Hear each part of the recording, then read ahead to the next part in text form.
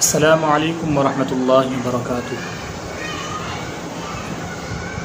نحمده ونصلی علی رسوله الکریم، اما بعد فاعوذ باللہ من الشیطان الرجیم، بسم اللہ الرحمن الرحیم۔ ان اللہ وملائکتہ یصلون علی النبی یا ایہا الذین آمنوا صلوا علیہ وسلموا تسلیما۔ اللهم صل على سيدنا وشفيعنا وحبيبنا ومولانا محمد بارك وسلم صلاة وسلاما عليك يا سيدي يا رسول الله صلی اللہ تعالی علیہ وآلہ وسلم۔ حضرات محترم، آج ہم بیان کرنے جا رہے ہیں فضائل عاشوراء کے متعلق اور اس دن کی عبادات کے متعلق۔ رب العزت ہمیں اس پر عمل کی توفیق رفیق عطا فرمائے۔ اللہ رب العزت کلام پاک میں ارشاد فرماتا ہے، ان عدۃ الشہور عند اللہ 12 الی قولہ 4 حرم۔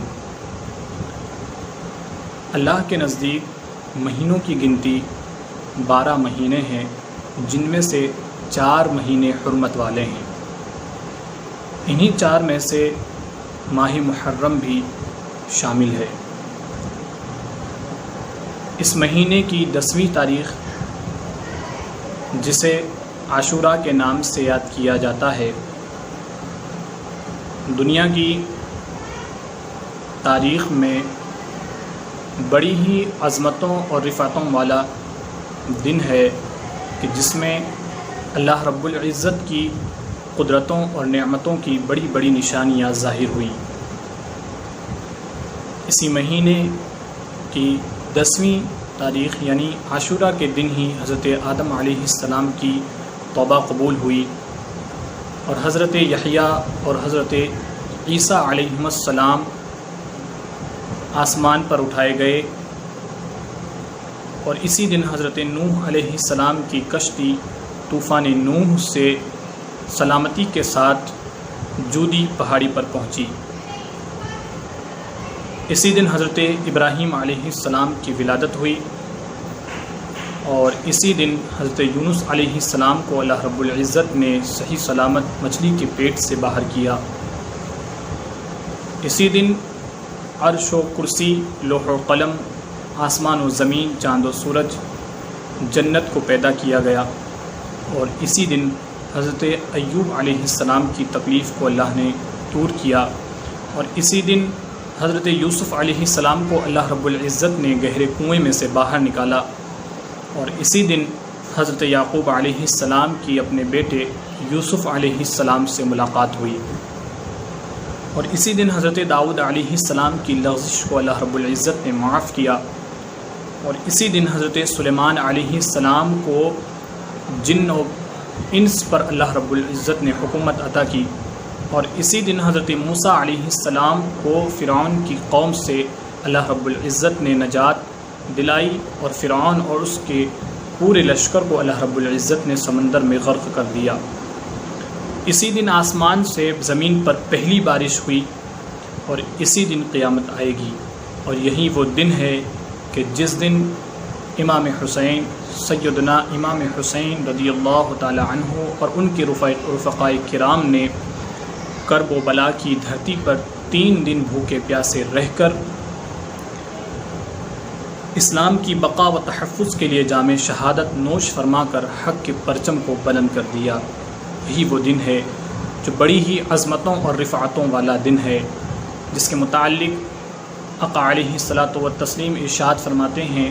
حضرت علی رضی اللہ تعالی عنہ سے یہ حدیث پاک مروی ہے، آقا دو جہاں صلی اللہ علیہ وآلہ وسلم نے ارشاد فرمایا کہ جس نے عاشوراء کی شب یعنی 9ویں کا دن گزر کر آنے والی رات کو عبادت کی تو اللہ رب العزت جب تک چاہے گا اس بندے کو زندہ رکھے گا۔ سیدنا غوث اعظم جیلانی الحسنی والحسینی رضی اللہ تعالی عنہ ارشاد فرماتے ہیں کہ جو شخص عاشوراء کے رات میں عبادت کرتا ہے اور دن میں روزہ رکھتا ہے تو اللہ رب العزت اس کو اس طرح موت دے گا کہ اس کے مرنے کا احساس بھی نہیں ہوگا۔ اسی لیے اس رات میں بزرگان دین نے کئی ساری ایسی عبادات کو بیان کیا ہے جو نوافل نماز میں شامل ہے، اور بزرگوں نے اسے خوب پڑھی بھی ہیں اور ان کے فضائل کو بیان بھی کیا ہے۔ چند ایک نمازیں انشاءاللہ ہم آپ کو بتانے کی کوشش کریں گے، اللہ رب العزت ہمیں اس پر عمل کی توفیق عطا فرمائے۔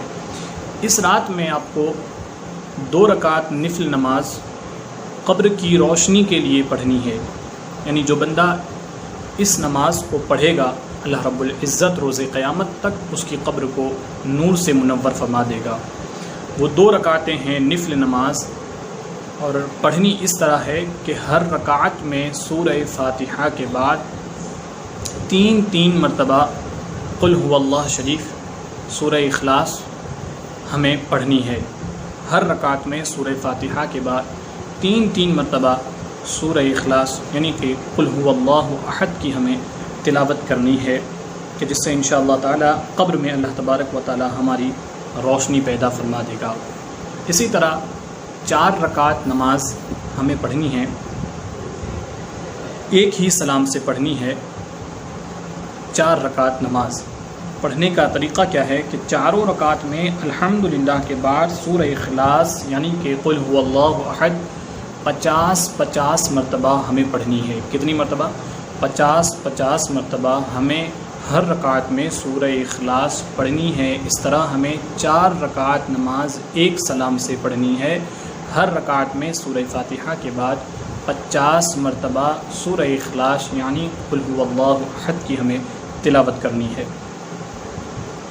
اللہ رب العزت اس نماز کے پڑھنے والے کے پچھلے 50 سال کے گناہ اور آئندہ 50 سال کے گناہ بخش دے گا انشاءاللہ تعالی۔ یعنی جو شخص یہ نماز نفل نماز پڑھے گا اللہ تعالیٰ اس کے 50 سال کے اگلے اور پچھلے سارے گناہوں کو معاف فرما دے گا۔ دوسری حضرت عبداللہ بن عباس رضی اللہ تعالیٰ عنہما نے فرمایا کہ شب عاشورہ میں 4 رکعت نفل اس ترتیب سے پڑھیں کہ ہر رکعت میں الحمد کے بعد آیت الکرسی 1 بار، الحمدللہ کے بعد آیت الکرسی 1 بار اور سورہ اخلاص ہمیں 3 بار پڑھنی ہے۔ جی یہ ہے ایک نفل نماز۔ نماز سے فارغ ہونے کے بعد سورہ اخلاص 100 بار پڑھیں تو اس کی برکت سے گناہوں سے پاک ہو جائیں گے اور جنت میں بے انتہا نعمتیں حاصل ہوں گی۔ اس نماز کے پڑھنے والی کی ثواب یہ ہے کہ اللہ رب العزت اس کے گناہوں کو بخش دیتا ہے۔ یہ حضرت عبداللہ بن عباس رضی اللہ تعالیٰ عنہ سے مروی حدیث سے ثابت ہے۔ جو 4 رکعت عاشورہ کی رات ہمیں پڑھنی ہے جس میں آیت الکرسی پڑھنی ہے، اور آیت الکرسی پڑھنے کے بعد سورہ اخلاص 3 بار پڑھیں، پھر جب نماز سے فارغ ہو جائیں تو سورہ اخلاص 100 بار بیٹھ کر ہمیں اس کی تلاوت کرنی ہے۔ 4 رکعت ایک سلام سے پڑھیں، چاروں میں الحمدللہ کے بعد سورہ اخلاص 5 بار پڑھیں۔ اللہ رب العزت اس نماز کے پڑھنے کی برکت سے رحمتیں نازل فرمائے گا۔ یہ ہیں عاشورہ کی رات میں پڑھنے والے نوافل۔ اب آئیں ہم عاشورہ کے دن کے روزے کو بھی دیکھ لیں کہ اس کے متعلق کیا حکم ہے۔ 9ویں اور 10ویں محرم دونوں دن کا روزہ رکھنا چاہیے، ایک دن کا نہ رکھیں کہ یہ یہودیوں سے مشابہت ہو جاتی ہے۔ آقا علیہ الصلاۃ والتسلیم نے ہمیں دونوں دن یعنی 9ویں اور 10ویں دونوں دن روزہ رکھنے کا حکم فرمایا۔ اس کی بہت ساری فضیلتیں آئی ہیں۔ حضرت عبداللہ بن عباس رضی اللہ تعالیٰ عنہما سے روایت ہے کہ رسول اللہ صلی اللہ علیہ وسلم جب مدینہ تشریف لائے تو یہودیوں کو عاشورہ کے دن روزہ رکھتے ہوئے پایا، تو آپ نے ان سے فرمایا کہ یہ کیسا دن ہے کہ جس میں تم لوگ روزے رکھتے ہو؟ تو انہوں نے کہا کہ یہ وہ عظمت والا دن ہے کہ جس میں اللہ رب العزت نے موسیٰ علیہ السلام اور ان کی قوم کو فرعونیوں سے نجات بخشی تھی۔ تو موسیٰ علیہ السلام نے اس خوشی میں آپ نے روزہ رکھا، تو ہم بھی اس دن کو روزہ رکھتے ہیں اور یہ بڑی ہی فضیلت اور عظمت والا دن ہے۔ تب آقا علیہ الصلاۃ والتسلیم نے ارشاد فرمایا کہ موسیٰ علیہ السلام کی موافقت کرنے میں تو تمہارے بنسبت ہم زیادہ حقدار ہیں، یعنی ہم زیادہ حقدار ہیں کہ ہم ان کی سنت کو ادا کریں۔ چنانچہ حضور علیہ السلام نے خود بھی عاشورہ کا روزہ رکھا اور اپنے ساری امت کو اس دن روزہ رکھنے کا حکم دیا۔ یہ آقا علیہ السلام کا حکم تھا کہ عاشورہ کے دن روزہ رکھو اور یہودیوں سے مشابہت نہ ہو جائے، اسی لیے 9ویں کا بھی ہم کو حکم دیا کہ 9ویں کے دن بھی ہم روزہ رکھیں۔ حضرت عبداللہ بن عباس رضی اللہ تعالیٰ عنہما سے مروی ہے کہ رسول اللہ صلی اللہ علیہ وسلم نے ارشاد فرمایا کہ محرم کی 10ویں دن کا روزہ رکھنے کا حکم دیا۔ حضرت ابو قتادہ رضی اللہ تعالیٰ عنہ سے روایت ہے کہ رسول اللہ صلی اللہ علیہ وسلم نے فرمایا کہ مجھے اللہ سے امید ہے کہ عاشوراء کا روزہ 1 سال قبل کا گناہ مٹا دیتا ہے۔ سبحان اللہ، یعنی جو شخص عاشوراء کے دن روزہ رکھتا ہے تو اللہ تبارک و تعالیٰ اس شخص کے 1 سال قبل کے گناہوں کو مٹا دیتا ہے۔ حضرت امام احمد اور بزار میں حضرت ابن عباس رضی اللہ تعالیٰ عنہ سے مروی ہے کہ رسول اللہ صلی اللہ علیہ وسلم نے فرمایا کہ یوم عاشوراء کا روزہ رکھو اور اس میں یہودیوں کی مخالفت کرو، یعنی وہ صرف 10ویں کا روزہ رکھتے ہیں، ہمیں نہ صرف 10ویں کا نہیں بلکہ 9ویں کو بھی شامل کرنا ہے، اور 9ویں اور 10ویں دونوں دن کے روزے رکھنا ہے تاکہ ہم یہودیوں کی مخالفت سے بچ جائیں۔ یہ تھے روزے کے عاشوراء کے دن کے روزے کے فضائل اور عاشوراء کی رات کی نفل کچھ نمازیں جو ہم نے آپ کو بتائیں۔ اللہ رب العزت ہمیں اس پر عمل کی توفیق رفیق عطا فرمائے، اور ہمارے گناہوں کو ماہ محرم کے صدقے اور اہل بیت پاک رسول اللہ کے صدقے ہمارے گناہوں کو معاف فرمائے۔ اسی طرح کچھ ایسی نوافل ہیں جو 10ویں یعنی عاشوراء کے دن میں پڑھی جاتی ہیں، جن میں عاشوراء کے دن 4 رکعت نماز نفل اس طرح پڑھیں کہ ہر رکعت میں سورہ فاتحہ کے بعد سورہ اخلاص 50 مرتبہ پڑھیں۔ انشاءاللہ تعالیٰ اس نماز پڑھنے والے کے 50 برس گزشتہ کے اور 50 برس آئندہ کے گناہ معاف فرمائے گا، اور جنت میں اس کے لیے نور کا 1000 محل تعمیر کرائے گا۔ سبحان اللہ، یہ دن کی نوافل ہیں کہ عاشوراء کے دن بھی آپ کچھ نوافلیں پڑھ سکتے ہیں اور پڑھنی چاہیے۔ اللہ رب العزت اس کا ہمیں بہتر صلہ عطا فرمائے اور ہم سب کو اس کی توفیق دے۔ صبح عاشوراء کے دن 4 رکعت نفل نماز ہمیں اس طرح پڑھنی ہے کہ سورہ فاتحہ کے بعد ہمیں سورہ اخلاص یعنی قل هو اللہ احد ہر رکعت میں 50 مرتبہ پڑھنا ہے۔ انشاءاللہ تعالی اللہ رب العزت ہمارے لیے جنت میں نور کے 1000 محل تیار کروائے گا اس نماز کے پڑھنے کی برکت سے۔ تو یہ تھیں عاشوراء کے دن کی کچھ نوافل۔